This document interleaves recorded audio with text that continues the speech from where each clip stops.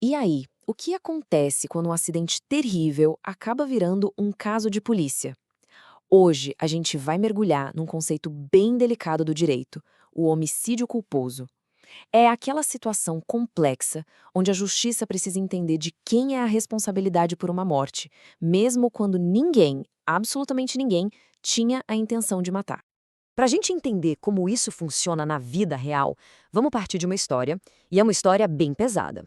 A manchete já diz tudo. Um menino de 10 anos, brincando com a espingarda do pai, acaba atirando sem querer e matando o próprio irmão, de 9. É, uma tragédia familiar que a gente mal consegue imaginar.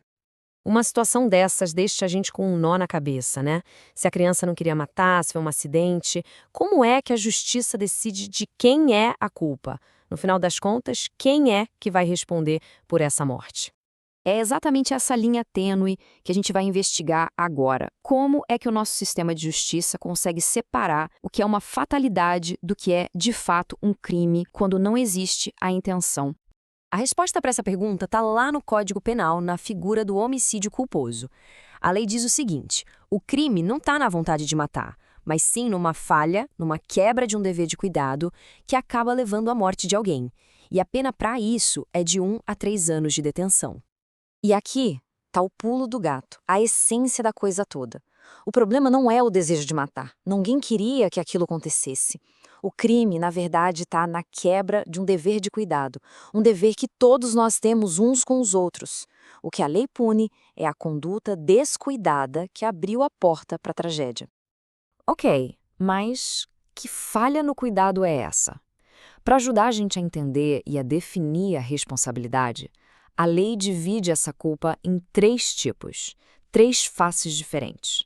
Vamos dar uma olhada em cada uma. São elas a negligência, a imprudência e a imperícia. Guarda bem esses 3 nomes, porque eles são os pilares de qualquer caso de homicídio culposo. Cada um descreve um tipo bem específico de vacilo, de descuido. Primeiro, a negligência. Pensa assim: negligência é um deixar de fazer. É o famoso deu mole, sabe? É o desleixo, a falta de precaução, uma falha por omissão, por não ter feito algo que era esperado, que era o correto a se fazer. E isso nos joga de volta para aquele caso terrível do início. A falha do pai em não guardar a arma num lugar seguro, trancado, deixando-la carregada e fácil para as crianças pegarem, isso é um exemplo clássico e trágico de negligência.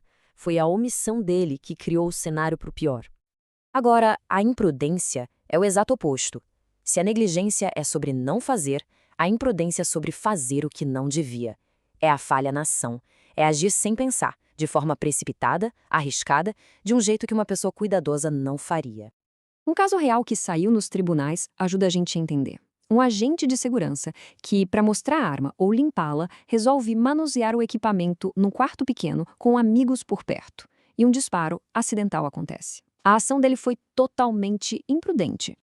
E por último, temos a imperícia. Essa é um pouco mais específica. Ela acontece quando a morte é causada por alguém que se meteu a fazer uma coisa para a qual não tinha a menor qualificação técnica ou menor preparo.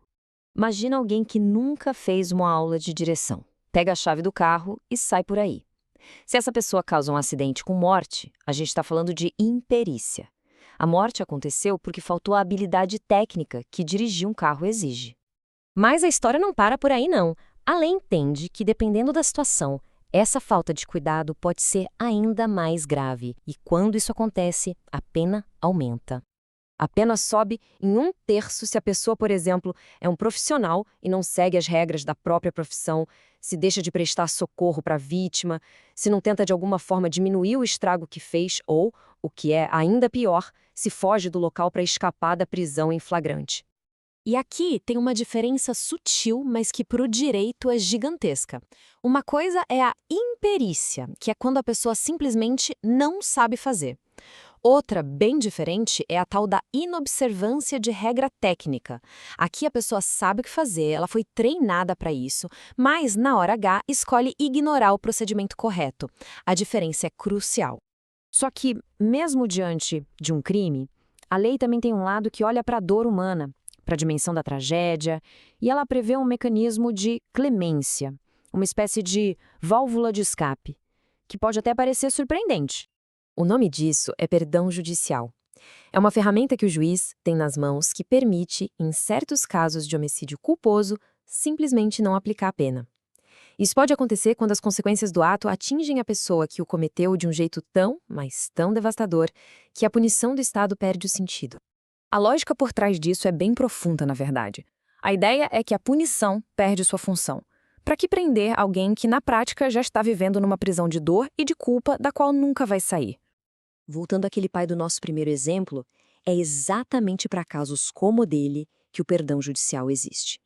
O sistema legal pode reconhecer que a perda de um filho causada por um descuido da própria pessoa já é uma sentença perpétua. A dor de carregar essa culpa é em si a punição máxima. E no final a reflexão que fica é essa, né? Diante de uma tragédia, onde é que a sociedade traça essa linha tão difícil entre o que foi uma fatalidade e o que foi um crime? A resposta, como a gente viu hoje, nunca é simples.